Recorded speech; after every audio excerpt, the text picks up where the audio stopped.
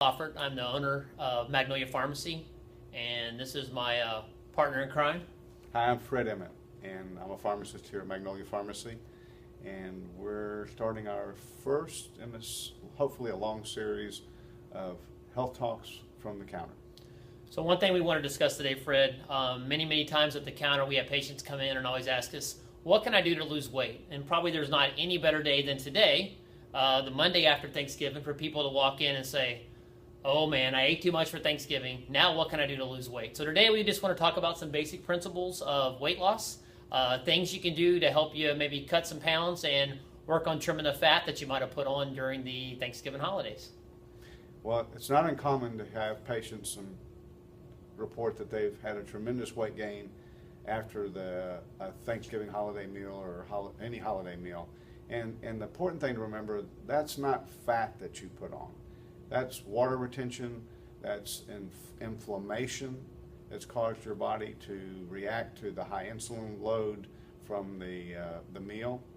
And it will fall off in a few days, provided that you don't continue to assault your body with high amounts of carbohydrate and high amounts of insulin.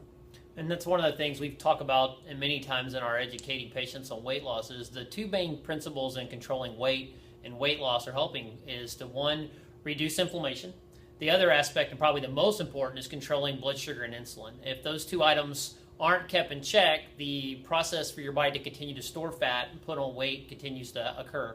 And unfortunately, that's one of the issues with the good old Thanksgiving holidays. There's way too many foods that mess with our blood sugars. There's way too many foods that control and cause inflammation. And so today we just kind of want to talk about a couple things, maybe about eating a proper way, maybe a few supplements that'll help basically control blood sugars and also kind of cut down the inflammation in the body, which ultimately can actually lead to weight loss. One of the principles that you'll hear Steve and I talk about over the next several years is bucket eating. And that's a concept that we've come up with that miraculously and effortlessly helps you control your weight. And the basic principle is the amount of and type of carbohydrate that you eat is intimately tied in to your level of physical activity. And what we typically find happens over Thanksgiving, they're high carbohydrate meals, the pumpkin pie, the cornbread dressing, the gravies, the alcoholic drinks. So it's a problem if you eat that, then go sit on the couch for 3 or 4 hours and watch TV? That's exactly the problem, Steve. It's a perfect day to have low levels of physical activity and high amounts of carbohydrate. And it's not uncommon to see a 3 to 8 pound, 10 pound weight gain over the holiday meal, which probably starts sometimes early Thursday morning and continues until Sunday. The good news is that you can fix this and use that information to help control and maintain a healthy weight for the rest of your life.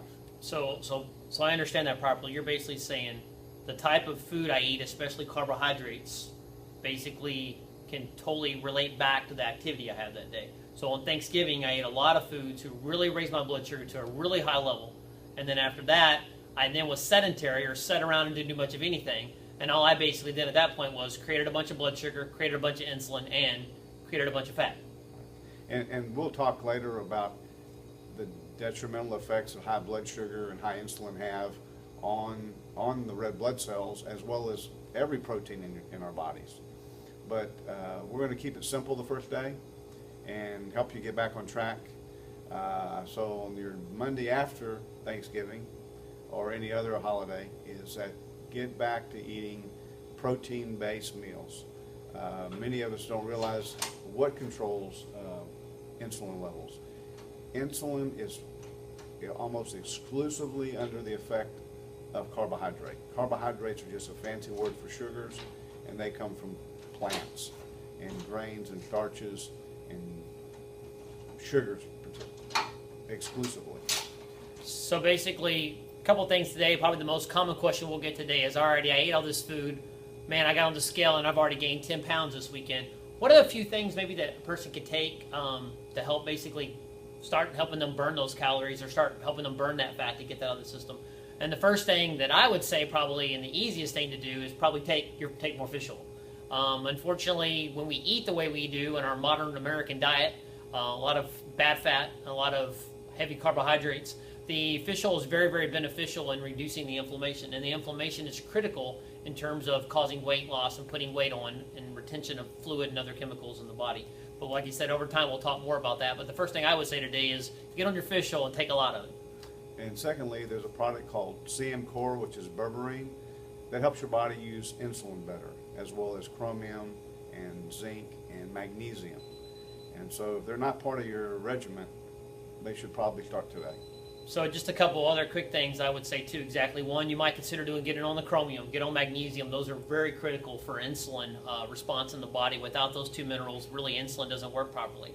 And the other thing is probably really, really important, I would say too, is optimizing vitamin D. That's the other thing. Really should probably get on some good vitamin D. Those are just pretty, simple, basic things, but those are all simple things a person can get on today to start helping put their metabolism back in order to help with the, food and digestion and stuff.